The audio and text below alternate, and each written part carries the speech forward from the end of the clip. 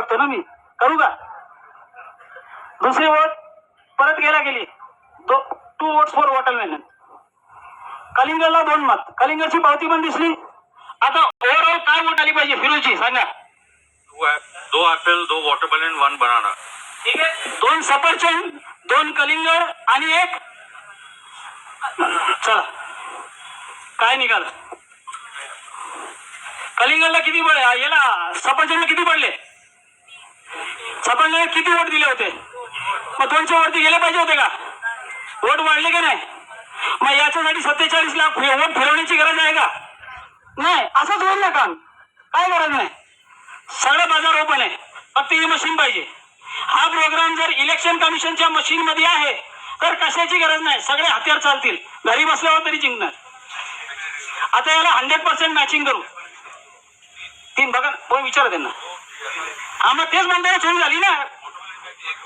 हा आता याला मॅचिंग करा दादा, मॅचिंग करा, सांगा मॅचिंग होते का? 100% मॅचिंग होते.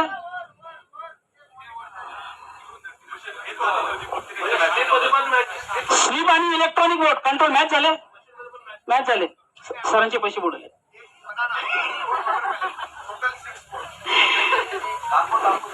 हा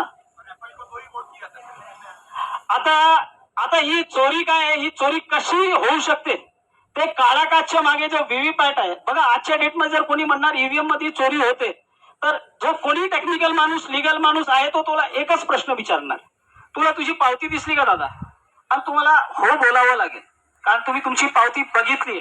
तर जेव्हापर्यंत व्हीव्हीपॅटच्या कागदामध्ये चोरी कशी होते ते दाखवत नाही तेव्हापर्यंत ईव्हीएमच्या चोरीचा आरोप लावूच नका. ठीक आहे. आता ते व्हीव्हीपॅट मध्ये कशी चोरी होते ते समजण्यासाठी आपण हे व्हीव्हीपॅट मध्ये हे काळा काच काढून कशी चोरी होती ते बघू. हे काळा काच कधी आला याच्यामध्ये? हे इकडे पुढे जे आहेत ऑक्टोबर 2017च्या अगोदर जो व्हीव्हीपॅट होता तो व्हीव्हीपॅट असा पारदर्शी होता, जो पहिल्या पिक्चर मध्ये इकडे दाखवलाय.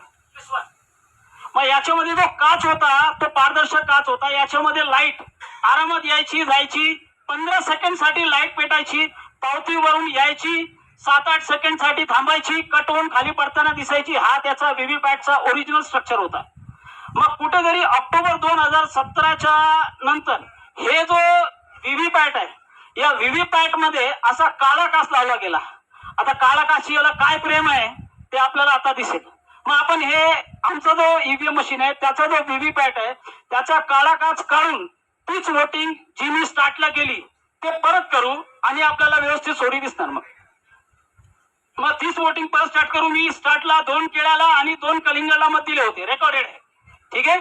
मग तेच मत आपण इकडे करू आणि वोटिंग स्टार्ट करू. मग केळ्याला मत दिलं. केळ्याची पावती बघा, केळ्याची पावती बघितली.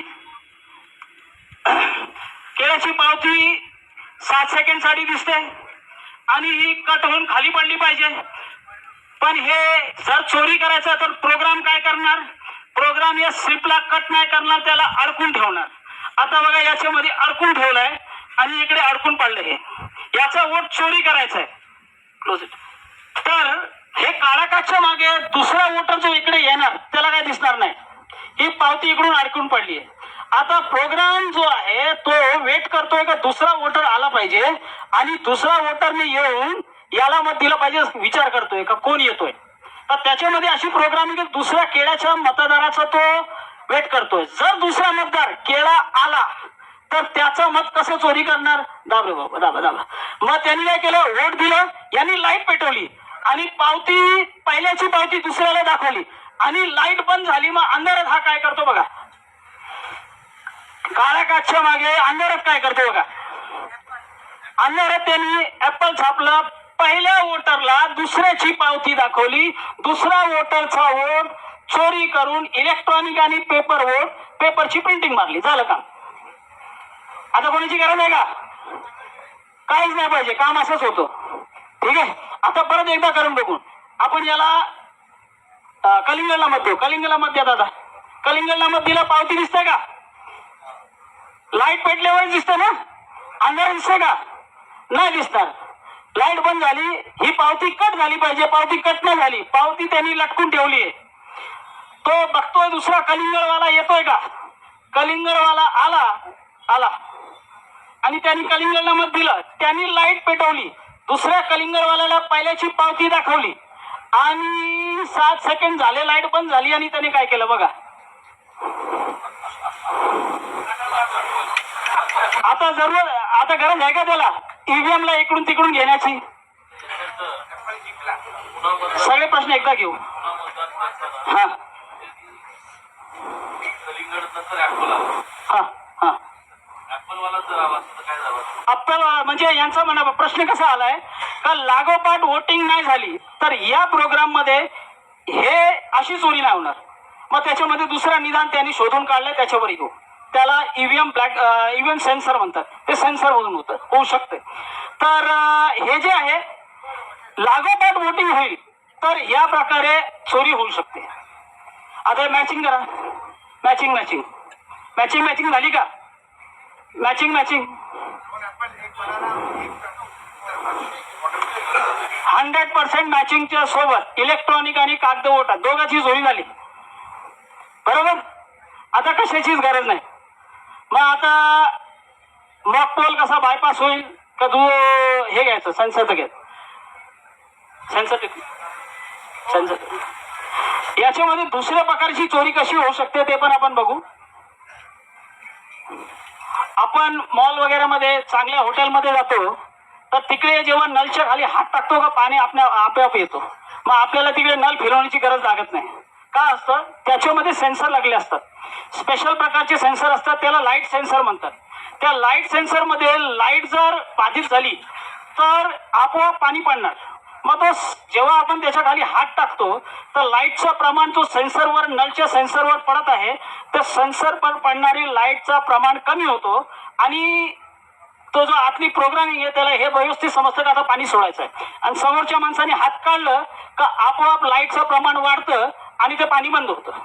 मग तसं लाईट सेन्सर याच्यामध्ये लागलाय, याचे प्रमाण म्हणून एक टाइम्स ऑफ इंडियाची रिपोर्ट आहे ज्याच्यामध्ये इलेक्शन कमिशनचे इंजिनियर वगैरे हे स्वतः म्हणतात का याच्यामध्ये भरपूर प्रकारचे जे सेन्सर आहेत त्यातला एक सेन्सर जो आहे तो लाईट सेन्सर आहे. आतापर्यंत आम्हाला आमचे जे इंजिनियरची टीम आहे राहुल मेहताजी कोणालाही या लाईट सेन्सरचा उपयोग डायरेक्ट उपयोग काय समजत नाही, लाईट सेन्सर का लावलाय म्हणून. तर हे लाईट सेन्सर त्याच्यामध्ये आहे. त्याशिवाय हे इलेक्शन कमिशनची मॅन्युअल आहे. इलेक्शन कमिशनच्या मॅन्युअल मध्ये भरपूर पानांमध्ये त्यांनी हे स्पष्ट लिहिलं आहे की याच्यामध्ये ट्रेनिंग करताना लोकांना सांगताना इलेक्शन कमिशनच्या स्टाफना ट्रेनिंग करताना आपल्याला हे लक्ष द्यायचं आहे का याच्यावर हॅलोजन लाईट म्हणजे खूप इंटेन्सिटीची लाईट, त्याशिवाय सनलाईट सूर्याची डायरेक्ट प्रकाश याच्यावर नाही पडला पाहिजे. जर याच्यावर पडला तो आपोआप एरर मोड मध्ये जाऊन ईव्हीएम मशीन बंद होईल हे त्यांनीच लिहिलंय, म्हणजे त्याच्यामध्ये लाईट सेन्सर आहे. मग हे लाईट सेन्सर मुळे कशी चोरी होऊ शकते, हे जर समजा एखादा वोटर तिकडे जातो आणि वोटर झाल्यानंतर तिकडे वोट बटन दाबतो, ते बटन दाबल्यानंतर तिकडे 4 सेकंड 5 सेकंड किती सेकंदानंतर पावती येणार ते त्या ईव्हीएमचा तिकडच्या बूथ मध्ये जशी प्रोग्रामिंग केली आहे त्याप्रमाणे तिकडे पावती छापण्याचा स्टार्ट होईल. मग आमचं observation as an election candidate आणि भरपूर लोकांना ज्यांना आम्ही विचारलंय त्यांनी असं म्हटलं की बाबा ते वोट देताना जास्त कर लोक पावती न बघता तिकडून निघून जातात. भरपूर लोकांना हे माहिती पण नाही का इकडे पावती पण असते. या बाजूला काय ठेवलंय ते बटन शोधत असताना कसं तरी बटन भेटला का दाबा आणि जय महाराष्ट्र आणि बटन दाबून ते निघून जातात. मग त्यांनी काय असतं एक 50 वोट जरी पडले त्या बूथ मध्ये 50 वोट नंतर ते काय करतात अशी प्रोग्रामिंग करू शकतात. पण त्यानंतर तो वोटर जर पावती न बघता तिकडून निघून गेला तर तिकडे आता कोणी आहे का पावती बघायला.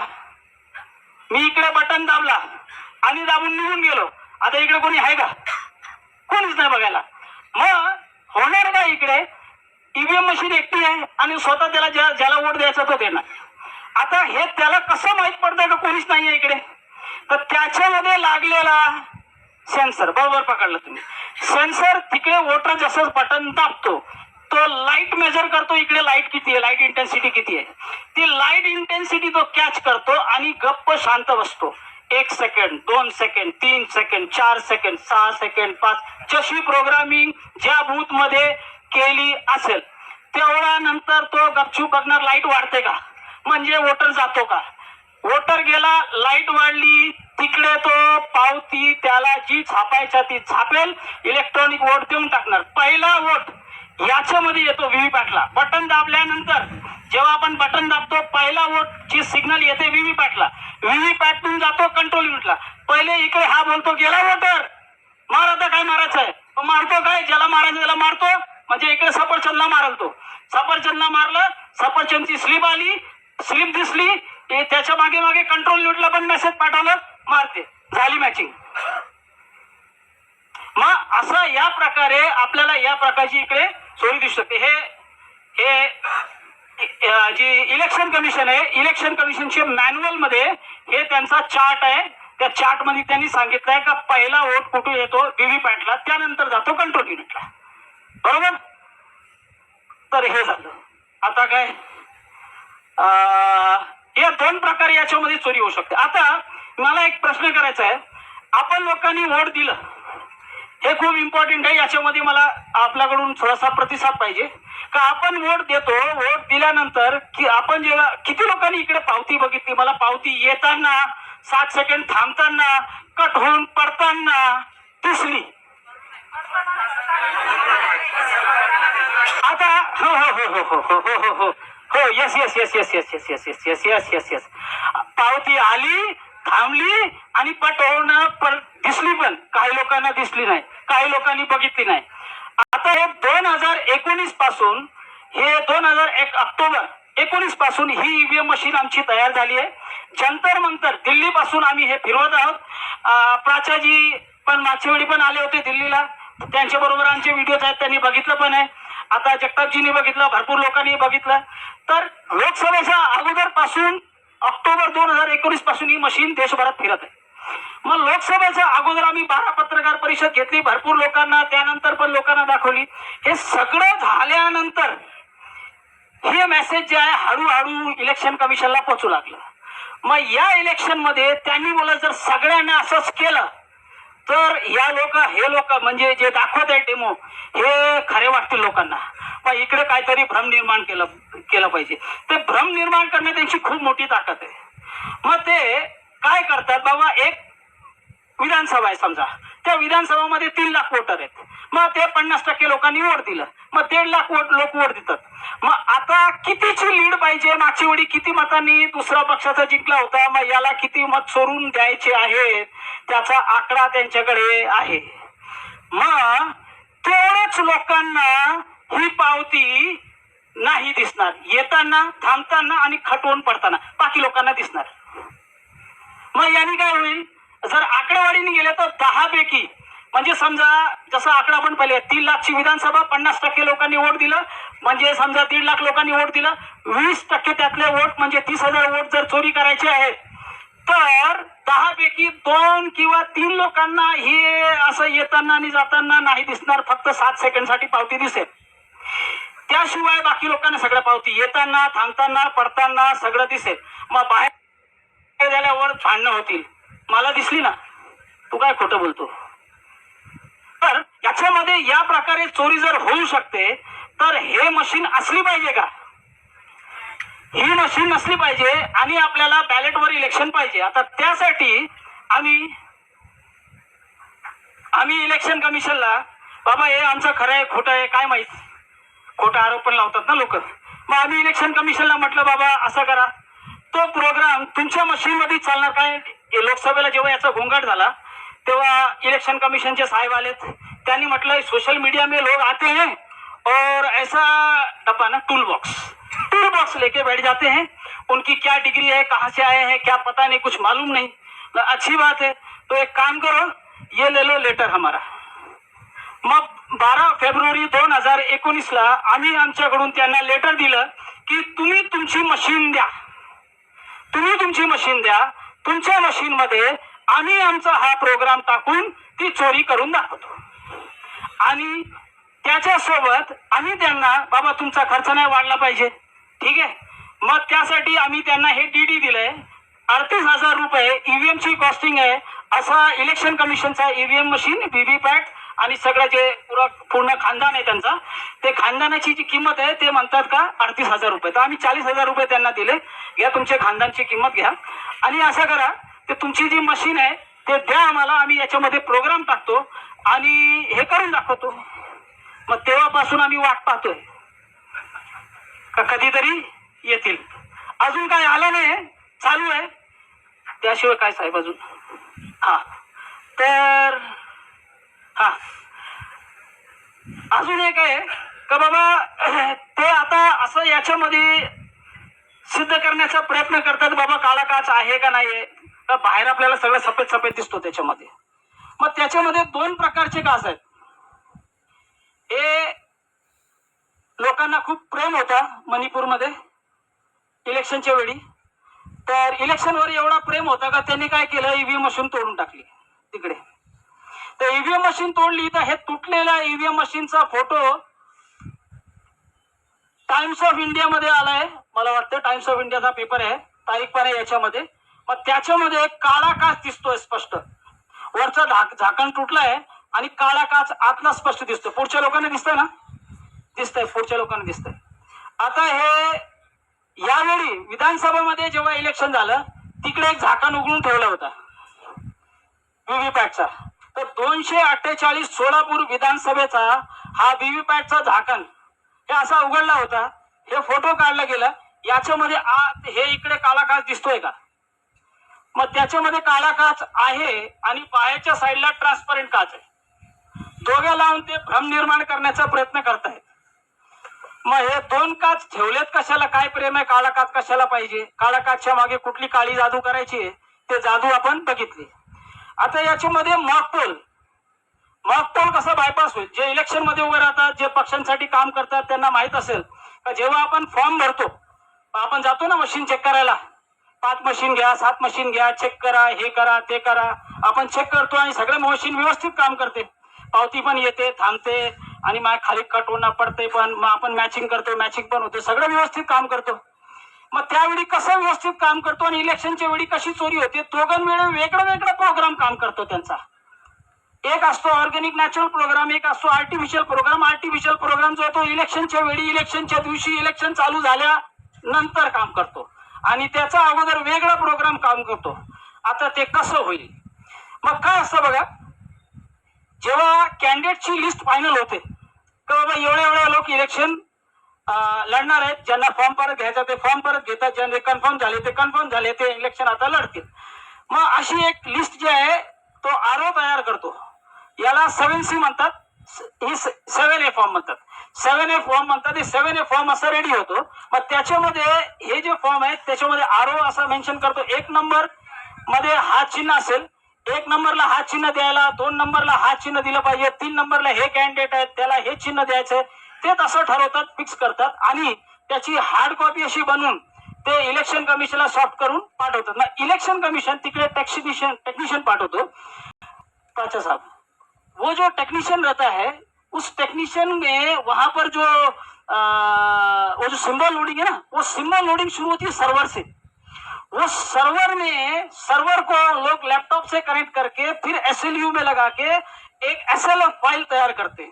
एसएलएफ फाइल कशाला म्हणतात, याला, याची सॉफ्ट कॉपीला एसएलएफ फाइल म्हणतात. ही एसएलएफ फाइल जी आहे ती एसएलएफ फाइल प्रत्येक व्हीव्हीपॅट मध्ये त्यांचा टेक्निशियन येऊन एक असा मॅच बॉक्स म्हणतात ना, काळीची डिबी असते ना, तसं त्याला एसएलयू म्हणतात, ते लावतो त्याच्यामध्ये आणि लावून प्रत्येक व्हीव्हीपॅट मध्ये धाड अपलोड करतो.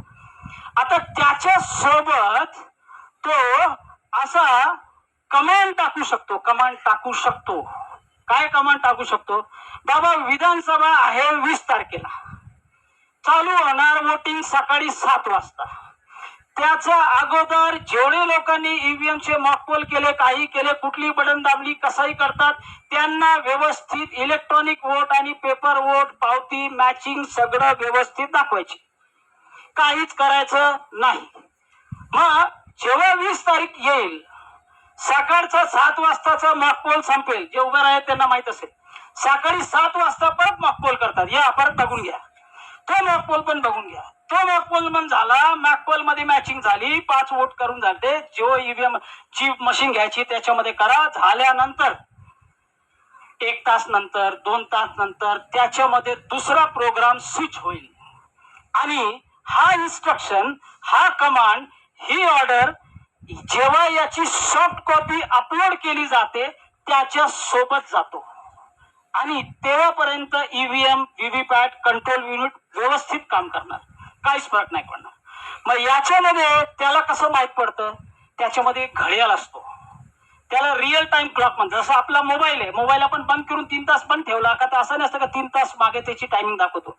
मग त्याच्यामध्ये एक घड्याळ लागलाय, त्याला टेक्निकल लँग्वेज मध्ये रिअल टाइम क्लॉक म्हणतात.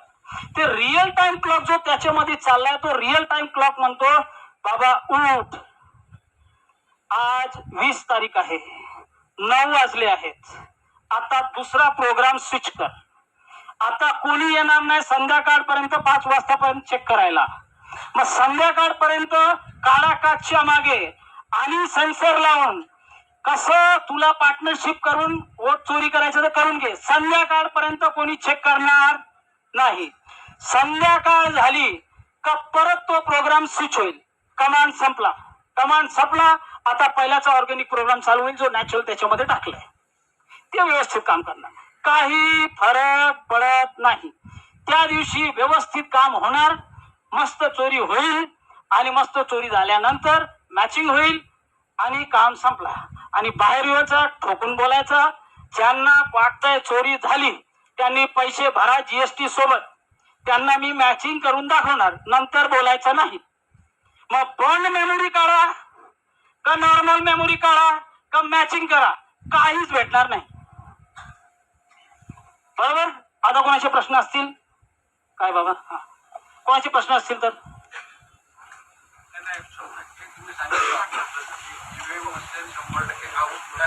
हॅक नाही होत. मी हॅक शब्द एकदा पण नाही वापरलं. याला इन्साइट, मी सांगतो, याला इन्साइट टेम्परिंग म्हणतात. आत चोरीचा प्रोग्राम टाकून, दादा एक मिनिट, ते क्लिअर झालं पाहिजे, नाहीतर हॅकिंग शब्द ना हे फेक ईव्हीएम विरोधी जे आहे ते डोक्यात टाकतात आणि त्याने काय असतं ना ते प्रॉब्लेम होतो. मग एक मिनिट हे समजून घ्या, याच्यामध्ये आताच चोरीचा प्रोग्राम टाकला, बाहेरून काय करण्याची गरजच नाही, इनबिल्ड आहे मस्त व्यवस्थित आतूनच. मग टेम्परिंग, इनसाइड टेम्परिंग, आतून चोरीचा प्रोग्राम. अब इनका क्वेश्चन तो खत्म हो, हाँ क्वेश्चन तो खत्म हो जाए, हाँ क्वेश्चन तो खत्म हो जाए. हैकिंग का हिंदी में मतलब होता है छेड़छाड़ करना, और वो किसी भी प्रकार से हो सकता है. जो एक तरीका ये भी है. इसमें हॅकिंग ऐका नवे साहेब, माझ्यासारख्याही कार्यकर्त्याला असं वाटत होतं पूर्वी की एवढा पोलीस बंदोबस्तामध्ये मशीन ठेवल्या जातात, त्याच्यात जाऊन कोणी गडबड केली, एक तरी पोलीस अधिकारी फुटेल तो सांगेल की 4 लोकांनी जाऊन छेडछाड केली. पण तो विषय संपलेला आहे. आमची, माझ्या सहित राज्यातल्या 288 विधानसभा मतदारसंघामध्ये माघारीची दिवस होता 4 नोव्हेंबर. त्या दिवशी माघारीची डेट दुपारी 3 वाजता संपली. 5 वाजता आरओने, रिटर्निंग ऑफिसरनी लिस्ट जारी केली की माझ्या मतदारसंघातील 213 हडपसर विधानसभा मतदारसंघामध्ये किती उमेदवार राहिले. 1 नंबरला कुणाचं नाव चिन्ह, प्रशांत सुदाम जगतापचं नाव 2 नंबरला समोर चिन्ह. आणि संध्याकाळी 6 वाजता त्यांनी ती लिस्ट पाठवून दिली दिल्लीला. दिल्लीमध्ये बेलच्या नाही का जे काही इंजिनियर्स आहेत, प्रत्येक नाही का विधानसभा मतदारसंघाला 2 इंजिनियर्स दिले होते सेपरेटली. त्यांनी त्याच्यामध्ये सॉफ्टवेअर प्रोग्राम कोड जनरेट केला. जसं यांनी सांगितलं तसं, हा माझा मोबाईल आता बंद आहे, पण या मोबाईलला बंद जरी असलं तरी त्याची नाही का जे काय चालू आहे नाही का प्रोसेस ती चालू आहे.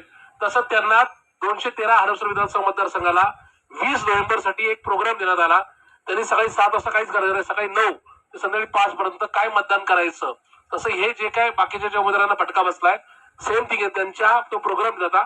हा प्रोग्राम त्या दिवशी नाही का काम करतो. जसं मी माझ्या मोबाईलमध्ये मला पुढच्या 2 दिवसांपुढे जायचं तर मी आता अलाराम लावून ठेवतो. तो अलाराम आजही वाजत नाही, उद्याही वाजत नाही, आणि ज्या दिवशी जायचं त्याच्या दुसऱ्या दिवशी वाजत नाही, त्या दिवशी वाजतो.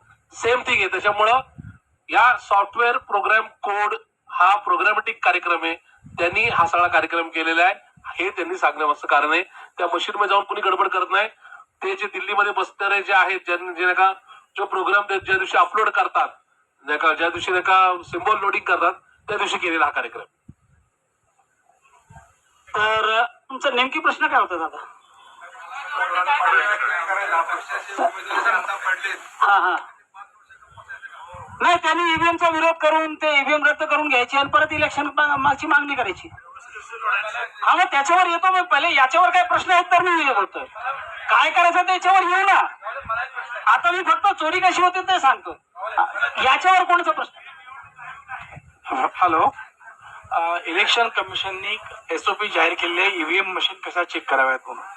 त्याच्यामध्ये त्याने असं क्लिअर केलेलं आहे की आम्ही, जर तुम्ही म्हणत असाल की दोन्ही मॅच होतात म्हणजे झालेलं वोटिंग पण आणि इकडचं वोटिंग पण, मग त्यांना ही गरज का पडली की त्यांनी असं सांगितलं की आम्ही व्हीव्हीपॅट चेक करणार नाही, आम्ही झालेला प्रोग्राम वाईप आउट करू, त्याच्यानंतर आम्ही पुन्हा मशीन यांना देऊ चेक करायला, त्याच्यानंतर ती मशीन चेक केलं जाते. जर तुमचं म्हणणं असं आहे की दोन्ही मॅच होत आहेत, मग इलेक्शन कमिशनला ही गरज का पडली?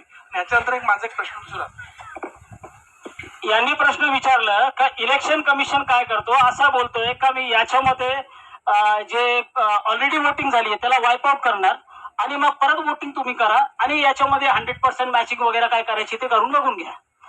बघा काय आहे ना, जसं असं हे पसरत आहे त्याच्याबरोबर 100% मॅचिंग होऊ शकते हे लोकांना माहित पडत आहे आणि 100% मॅचिंगच्या सोबत चोरी होऊ शकते हे पण माहित पडत आहे. तर त्यांना काय करायचं, हे भ्रम ठेवायचं आहे, या भ्रमाला जिवंत ठेवायचं आहे का 100% मॅचिंग होणार नाही. मग हे भ्रम जिवंत ठेवण्यासाठी ते असं काहीतरी इलेक्शन कमिशन वर तयार करतात ज्याने आपला ईव्हीएम विरोधची जी विरोध आहे त्याला दिशाभूल, त्याची दिशाभूल झाली पाहिजे. मग त्यातलं त्याच्यामध्ये ते काय एक एक असे इश्यूज तर हे आहेत, म्हणजे जसं 47 लाख कुठलं कोणी ताई होती ते मला बोलली होती 47 याच्यावर तुम्ही पॅम्पलेट मध्ये 47 लाख लोकांची जी हे केले ते ती ईव्हीएमची चोरी नाहीये, ते इलेक्शन कमिशनचे ऍडमिनिस्ट्रेशन मध्ये केलेलं माल प्रॅक्टिस आहे. मग जर तुम्ही असं म्हणला का बाबा या ईव्हीएम मशीन मध्ये वोटिंग झाल्यानंतर बॅटरीचं पर्सेंटेज पडलं पाहिजे, त्या बॅटरीचं पर्सेंटेज नाही पडलं म्हणजे त्यांनी काय केलं, नेमकी ईव्हीएम मशीन मे बी बदलली, ज्याच्यामध्ये वोटिंग झाली ती नाही ठेवली, दुसरी मशीन ठेवली. पण ती ईव्हीएम मशीन मधली चोरी नाहीये, बाहेरचा माल प्रॅक्टिस असू शकतो. तर तिसरं ते म्हणतात का अजून काय आहेत पेटिशन मध्ये बरेच मुद्दे, ते जेवढे मुद्दे आहेत ते ईव्हीएम मध्ये चोरी होते हे नाहीये. मी फक्त इकडे कुठला जर समजा 47 लाखचा मुद्दा नाहीये, SOP चा मुद्दा नाहीये, मग हे सगळे नाहीये तरी ते व्यवस्थित चोरी करून इलेक्शन जिंकू शकतात ईव्हीएमच्या थ्रू, हे मला सांगायचं आहे. मी त्यासाठी इकडे आहे. माझा अजून एक प्रश्न असा आहे की जर तुम्ही बघत असाल तर इलेक्शन कमीशन कडे प्रचार साहब कोई भी स्टाफ नहीं है काम करने के लिए. जब भी इलेक्शन होता है ते हायर द स्टाफ. आपण कोणी याकडे लक्ष दिलंय का की जेव्हा सिम्बॉल लोडिंग युनिट हँडल करणारे लोक असतात ती कुठून प्रोक्युअर केली जातात? कारण जर तुम्ही कुठून प्रोक्युअर करते, भेलकडे स्टाफ नाहीये. हा अच्छा ठीक आहे, ओके.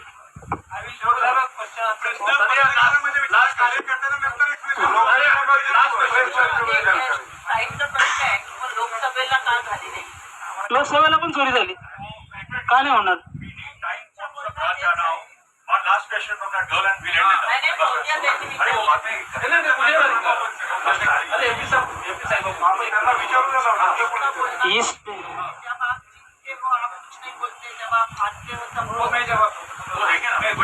ये क्या है, इतने बड़ा रैकेट चलाने वाले लोग अगर हैं, भाई कोई बोलता है इधर जाके कल को उठ के दिल्ली में अगर कोई समझ लीजिए आम आदमी पार्टी वापस जीत गई, कोई पार्टी इस तरह की जीत जाती है इंडिया ग्रुप की, तो फिर बोलेंगे नहीं फिर तो ये आप उस टाइम पे क्यों जीत गए, यहाँ पर भी जीत जानी चाहिए थी.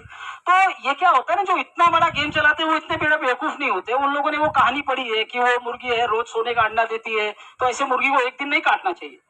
तो वो ये कोई बड़ी बात नहीं, ये उन लोग वो इस तरह का भ्रम तैयार करके वो अपना जो है वो गेम चलाते रहते हैं. ये कोई मामूली सवाल है.